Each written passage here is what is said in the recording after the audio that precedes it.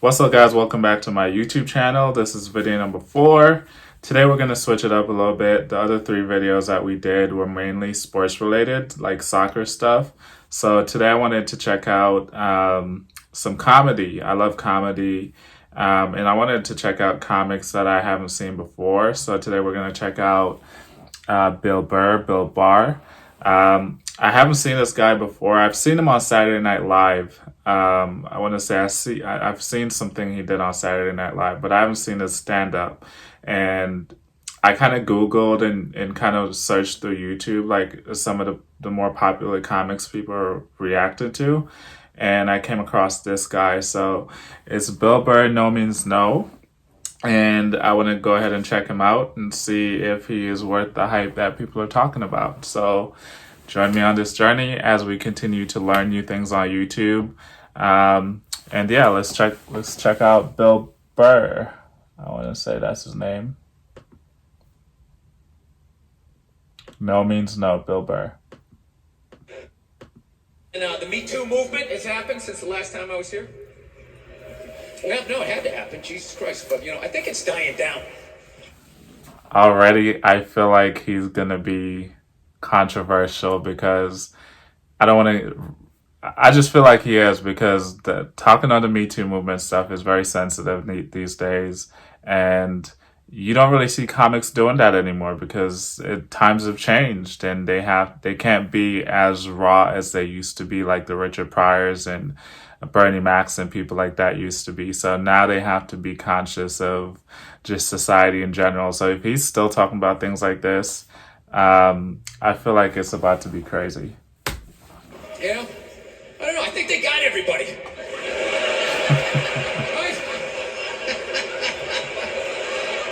Just judging by the stories, I feel like they kind of got everybody. Because the first stories that came out, they were fucking unbelievable. It was just guys taking their dicks out at work, like, look at it, look at it. Fucking blocking doors and jizzing on plants. You're fucking at home watching, Jesus Christ.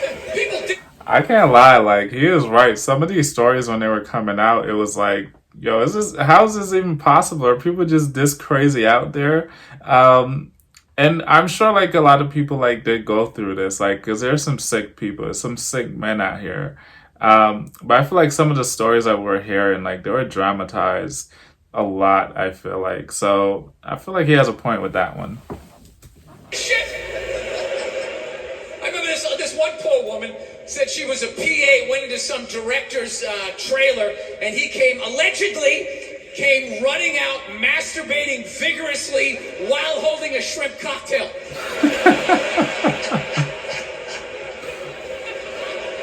I swear to God. I know that's fucked up, but I gotta tell you something. It's a little bit funny that she felt the need to use the adjective vigorously after she said he was masturbating.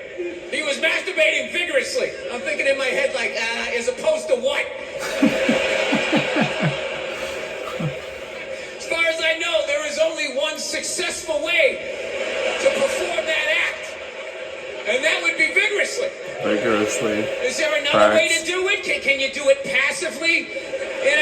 Is that how Sting does it? Is that how he's able to fuck for hours and hours?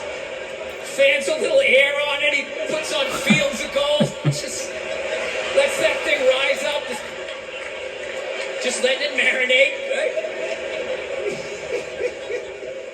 Yeah, so the stories were big in the beginning, like, oh my God, what a bunch of fucking animals. And then they just started tapering off. And about, I don't know, 6 months in, they just sounded like bad dates. It was like, he was 10 minutes late, the chicken was cold, I think I was raped, career over.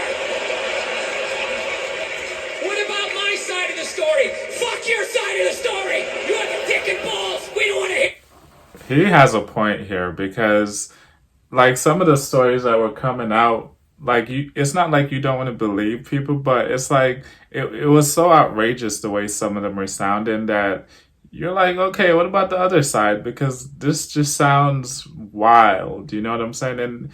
And in fairness, some people's stories were true, but there were others I feel like that were made up. I just read an article about a guy he was a football player. He lost his scholarship because somebody accused him of rape. They just had consensual sex, and she was scared that, you know, people were going to find out, her boyfriend was going to find out and look down on her. And she basically accused the guy of rape. He got kicked out of school, lost his scholarship, lost his chance of playing the NFL. And this girl she came back later and admitted like she made the whole thing up. And she only got a year in jail or year's probation or something like that.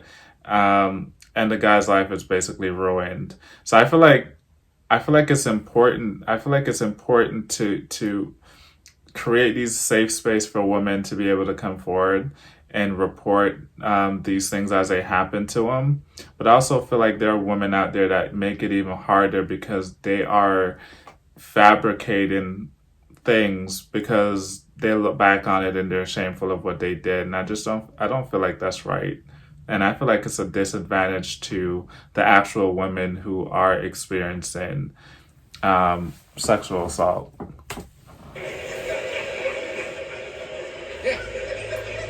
It's really weird how the whole thing, it went from like nobody listening, men not listening to women at all, to just this total overcorrection that anything they fucking said means it happens, you know? They got these hashtags like, you know, believe women, right? It's a little open-ended, huh? A little bit. Just straight across the fucking board, all of them, every last fucking one of them. Yeah. What about the psychos? What about the ones that key your car and light your shit on fire because you didn't fucking answer a text? What about them? Stuff up. Facts. Huh? How about you believe like 88% and that last 12% that's out of their fucking minds? You know, I think that's a fair percentage, wouldn't you? No? Are you too afraid to not believe? No, that's the world we're fucking living in right now. No, that's 2021. Fucking absolutes in the States. It's fucking nuts. Like that Colin Kaepernick guy, right? You knew when he was like protesting during the national anthem, no one was going to listen to what the fuck he had. I'm actually glad he brought that up because he is right. You know, what Cap was doing, you know, people made a whole outrage about it because the fact that he took a knee during the anthem, but they just completely disregarded what he was trying to accomplish and the message he was trying to put out there, which was police brutality. And even if he had tried to do it another way, I feel like nobody would pay attention to him. So I feel like he has a point here bringing up Kaepernick. No matter how much he explained it. He goes, I'm taking a knee during the national anthem. This is a protest about police brutality, the way people of color are treated. What I just said. Open a dialogue. He got about halfway through that. People are like, my brother's fighting in Iraq, you fucking piece of shit. It's just like, buddy. Nobody is saying your brother isn't in Iraq fighting. You're not listening. This is about police brutality. My brother's a firefighter. He watched 9/11 on television. Nobody's saying that your brother's not a firefighter. Bounce burn my heel. I can still stand up during the fucking song. Yeah. Nobody is saying you can't see a fucking podiatrist. That's all facts. All facts. Listening. That's what it became. It went from not listening to women to just believe women, right? And then, you know, and then people just like, did you see that story? Did you read this story? You can't make something like that up. I always want to be like, well, did you see Star Wars? I mean, somebody made that up. They made like fucking 15 of them. Right. People can make shit up, right? They do it all the time. You're part of the fucking problem. Get the fuck out, you know. No means no. That's another one. No means no. It's like, no, it doesn't. All right? Look, no means no. No, that means no. All right, but no, stop it. What are you doing? Oh my God. You're being so bad. Stop it. Okay. So this is where, it's almost done. Okay. So this is where I feel like I'll disagree with him a little bit on this part. I feel like you just have to take no as no these days in 2021 because like we've seen, these things can come back and backfire on you. And it, like, even some women have different tone. They have different ways of communicating. You just have to take no as no. You should never try to interpret it other ways or try to say she was being playful because she might not be. You know what I'm saying? So I feel like I'll disagree with him a little bit on this part. I feel like if you hear no, just stop, bro. It's not worth it. Just move on. Do whatever. There's plenty of other fish in the sea. Just don't put her in a position where you're gonna make her uncomfortable and make it worse for yourself in the future. So I feel like I hear what he's saying. Like sometimes like females play these games, but no means no. You did in 2021, no means no. End of story. Yeah, that's not a fucking no. That means I want to do it, but I'm afraid you're going to judge me, so I'm just going to make it look like it was your idea so you don't figure out that I've already performed this act with 40 other fucking people. Right? But then you go to court and you get a bad read and there's some guy reading it. Your Honor, she said no. Stop it. What are you doing? You're being so bad. Oh, facts. Yeah, and you're just sitting there like, she didn't fucking say it like that. Yep. She didn't say it like that. Yeah.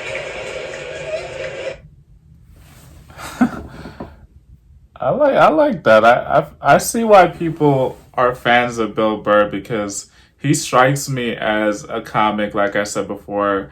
You don't really see a lot of the stuff that he's talking about now. You don't see modern day comics talking about these things. Like they're kind of afraid of being canceled and blackballed and all of these things. So I feel like this guy is a gem that has to be protected if he's still brave enough to talk about these things because it's not something you see every day anymore.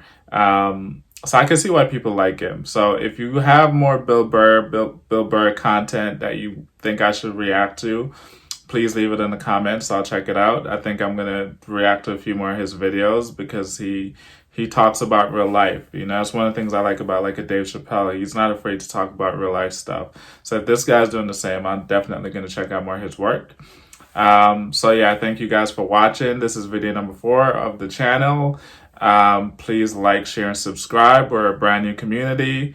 We appreciate every subscriber we get. As we continue to grow, please give me suggestions in the comments of videos you think I should react to. And until next time, I appreciate you guys. Peace.